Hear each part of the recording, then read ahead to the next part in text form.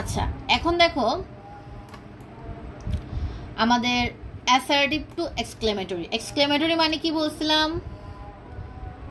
Exclamatory মানে কি বলো, আপন বলো তো। এক্সক্লেমেটরি মানে কি বুঝাইছিলাম?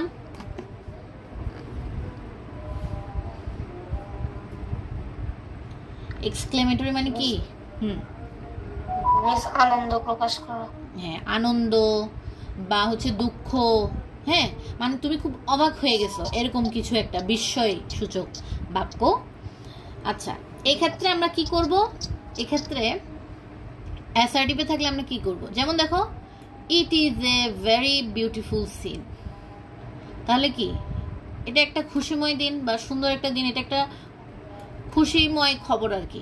তাহলে এটাকে আমাদের কিসে নিতে বলছে? এটাকে আমাদের এক্সক্লেমেটরিতে সাজাতে বলছে। এটা তো অ্যাসার্টিভে আছে। হ্যাঁ, এটাকে আমাদের এক্সক্লেমেটরিতে সাজাতে বলছে। তাহলে আমরা কি করব? তাহলে আমাদের প্রথমেই আগে কি আনতে হবে? What a beautiful scene it is. তাহলে মনে রাখবা, এক্সক্লেমেটরি মানে হচ্ছে এখানে একটা অ্যাডজেক্টিভ থাকবে, একটা অ্যাডজেক্টিভ যুক্ত সাবজেক্ট থাকবে। তাহলে অ্যাডজেক্টিভ মানে কি? কোনো একটা গুণ বোঝায় না? বলো, অ্যাডজেক্টিভ মানে কি? তোমরা কি পার্টস অফ স্পিচ পড়ছিলা এর আগের ক্লাসে?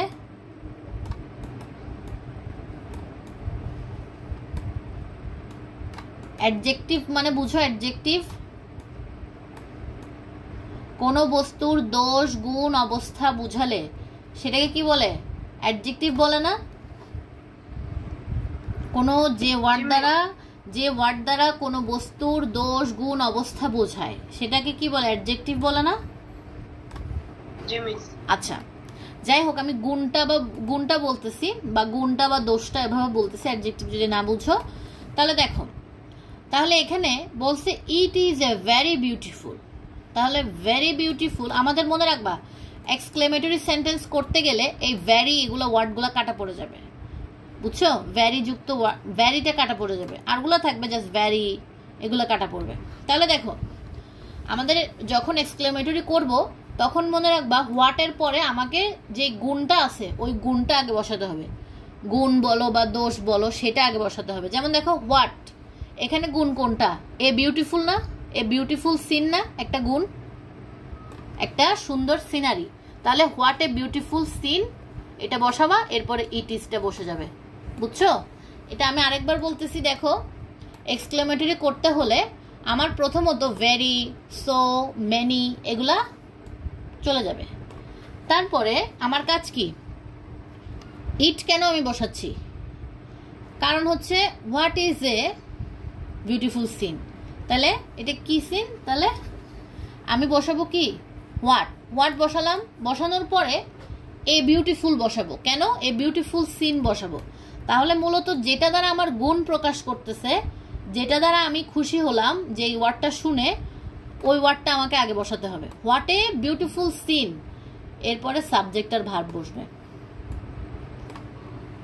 অর্থাৎ আরেকটা টেকনিক দিয়ে মনে রাখতে পারো, হোয়াটের পরে তুমি অবজেক্টটা বসাই দিবা, তারপরে হচ্ছে সাবজেক্ট, তারপরে হচ্ছে ভার্ব এক্সক্লেমেটরির ক্ষেত্রে, বুঝছো?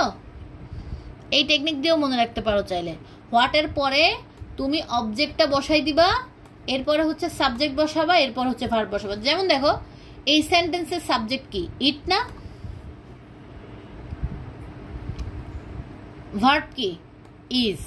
আর অবজেক্ট কি? A beautiful, a very beautiful scene. এটা পুরোটা অবজেক্ট না? অবজেক্ট বা এক্সটেনশন, ঠিক আছে?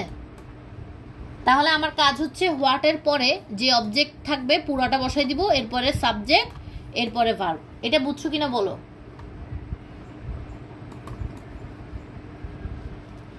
বলো, বুঝছো? আচ্ছা, একটা সেন্টেন্সকে যদি আমি ভাগ করি, ইটটা কি? সাবজেক্ট, ইজটা কি? Verb, a very beautiful scene এটা পুরোটা অবজেক্ট না? তাহলে আমার মনে রাখবা হোয়াটের পরে অবজেক্টটা আগে বসে যাবে, এ বিউটিফুল সিন। ভেরিটা এমনিতেই বাদ পড়ে যাবে, এরপরে আমি সাবজেক্ট বসাবো, এরপরে হচ্ছে ভার্ব বসাবো। আচ্ছা, এরপরটা তো দেখো, the dress is very beautiful. তাহলে দ্য ড্রেস। আচ্ছা, কোথায় হোয়াট বসাবো আর কোথায় হাউ বসাবো এটা একটু জানা লাগবে। এটা একটু নিচে দেখছি। আচ্ছা, এটা দেখো, the dress is very beautiful. তাহলে ভেরিতে এমনিতেই চলে যাবে এক্সক্লেমেটরি করলে। তাহলে আমি হাউ লিখলাম, তারপর আমি কি বলছিলাম, আগে অবজেক্ট বসবে বলছিলাম না? তাহলে এই সেন্টেন্সের মধ্যে অবজেক্ট কোনটা? এটা দ্য ড্রেস, এটা পুরোটা সাবজেক্ট না? তারপরে ইজ কি?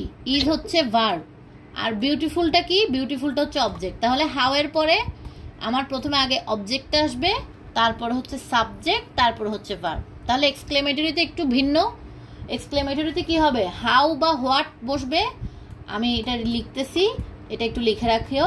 হোয়াট বা হাউ যদি থাকে এক্সক্লেমেটরিতে, হোয়াট বা হাউ যদি থাকে, এরপরে কি লিখবো? হোয়াট বা হাউ যদি থাকে এরপরে হচ্ছে আমার অবজেক্ট, পুরা অবজেক্টটা বসবে।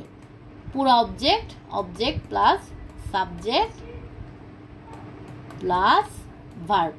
এটা একটু খাতায় লিখে রাখো এক্সক্লেমেটরির জন্য, এটা এক্সক্লেমেটরির জন্য, ঠিক আছে?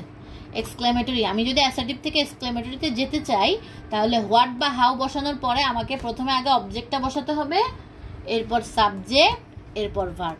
ক্লিয়ার? আচ্ছা, আরেকটা জিনিস, অ্যাডজেক্টিভ থাকলে কখন আমি হোয়াট বসাবো, কখন আমি হাউ বসাবো। দেখো, অ্যাডজেক্টিভের পূর্বে এ বা এন থাকলে তখন আমি হোয়াট বসাবো, আর এ বা এন না থাকলে আমি তখন কি বসাবো? হাউ বসাবো। এইটা একটু স্ক্রিনশট দিয়ে রাখো বা খাতায় লিখে রাখতে পারো যে আমি কখন হোয়াট বসাবো, কখন হাউ বসাবো। দেখো, এর আগেরটাতে কি ছিল? It is a very beautiful scene. তাহলে দেখো তো এখানে অবজেক্টে কি এ আছে না, এই জন্য আমি হোয়াট বসাইছি। আবার এখানে দেখো, the dress is very beautiful, এখানে কি এ বা এন আছে? নাই, এই জন্য আমি কি বসাইছি? হাউ বসাইছি। এটা ক্লিয়ার হয়েছে এই পার্টটা? যে অ্যাডজেক্টিভের পূর্বে যদি এ বা এন থাকে, অ্যাডজেক্টিভ মানে হচ্ছে এই গুণ, যেটা বোঝাচ্ছে আর কি, এই গুণটা। যদি এ বা এন থাকে তখন আমি হোয়াট দিয়ে শুরু করব, আর এ বা এন না থাকলে আমি হাউ দিয়ে শুরু করব। বাট আমার স্ট্রাকচার কিন্তু একই, যে হাউ বা হোয়াট যেটাই বসাই না কেন এরপর অবজেক্ট পুরাটা চলে আসবে, এরপরে সাবজেক্ট, এরপরে তোমার ভার্ব। আচ্ছা, ক্লিয়ার? রুল 1।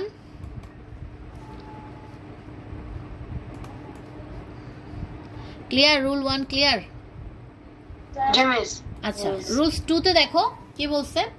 অ্যাসার্টিভ সেন্টেন্সে উইশ থাকলে আমি কিভাবে এক্সক্লেমেটরি করব? ওই যে আই উইশ, হ্যাঁ, আই উইশ থাকলে, বেশিরভাগ আই উইশই থাকে, তখন আমি কিভাবে করব? তখন আমি কি করব? হ্যাডটা আগে নিয়ে আসতে পারি, যে had I the wings of a dog. এটা ইজি, ইফ দিয়ে না করে। আচ্ছা, ইফ দিয়েও করতে পারো চাইলে, যেমন ইফ আই হ্যাড দ্য। আচ্ছা, ইফ দিয়ে করো, হ্যাডটার দরকার নাই। যখন তোমার এরকম থাকবে যে I wish I were A queen, তখন তুমি কি করবা? জাস্ট আই উইশটা কেটে দিয়ে ইফটা বসাই দিবা, বুঝছো? এই ক্ষেত্রেও same, I wish I had the wings of A Dove, তাহলে আই উইশটা কেটে দিয়ে জাস্ট কি বসাবা?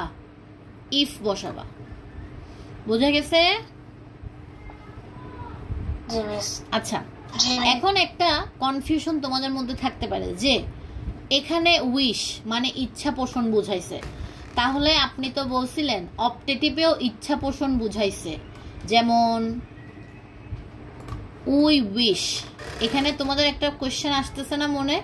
তাহলে আমি কিভাবে বুঝবো কোনটা অপটেটিভ কোনটা এক্সক্লেমেটরি? দেখো, খেয়াল করে দেখো, we wish that you will come round soon, তাহলে আমি আরেকজনের জন্য দোয়া করতেছি। দেখো, এটা আমি আরেকজনের জন্য দোয়া করতেছি না, এই জন্য আমি মে বসাইছি। কিন্তু এক্সক্লেমেটরি এই রুলসটাতে দেখো, I wish I had the wings of A Dove, তাহলে আমার যদি পাখির মতো পাখনা থাকতো, তাহলে এটা কি? আমি আমার জন্য ইচ্ছা প্রকাশ করতেছি। তারপরে এটা দেখো, আরেকজনের জন্য যদি আমি ইচ্ছা প্রকাশ করি বা দোয়া করি তাহলে সেটা হবে অপটেটিভ, কিন্তু এক্সক্লেমেটরি নিজের জন্য আমি ইচ্ছা পোষণ করতেছি। দেখো, এই যে দেখো, I wish I were A queen, আমি ইচ্ছা পোষণ করতেছি আমি যদি একটা রানী হতে পারতাম, তাহলে কি if I were A queen, তাহলে কি আই উইশ থাকলে অর্থাৎ নিজের জন্য ইচ্ছা পোষণ করলে তখন আমরা আই উইশটা কেটে দিয়ে জাস্ট ইফটা বসাবো, আর বাকি অংশ যেরকম আছে সেরকমই বসবে। ক্লিয়ার? এটা ক্লিয়ার? আচ্ছা, এরপরে রুল 3-তে দেখো উই রিজয়েন হবে মনে হয়, বা rejoice that we have won the match, তাহলে কি আমরা ম্যাচটা জিতেছি।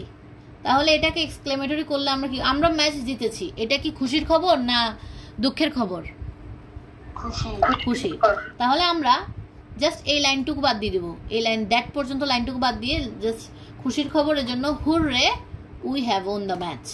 এরপর দেখো it is shameful that he does not respect his elders, তাহলে কি, তাহলে এরকম কঠিন কিছু আসবে না, হুররে বা অ্যালেস দিয়েই আসবে। আচ্ছা, এরপর আমি একটু নিচে যাচ্ছি, দেখো এরকম সেন্টেন্সের ক্ষেত্রে এক্সক্লেমেটরি করতে হলে অর্থ অনুযায়ী এগুলো বসাতে হবে। আচ্ছা, তোমাদের কি ডিগ্রি আছে? ডিগ্রি তো নাই, ভয়েস চেঞ্জ আছে, তাই না? আচ্ছা, এখানে কয়েকটা রুলস আছে, এগুলো একটু দরকার যদি চলে আসে, যে যেমন নো আদার থাকবে, নো আদার। আচ্ছা, এগুলো যদি তোমাদের যদি ডিগ্রি না থাকে এগুলো পড়ে তো লাভ নাই, ডিগ্রি থাকলে এগুলো দরকার ছিল। আরেকটা জিনিস দেখো,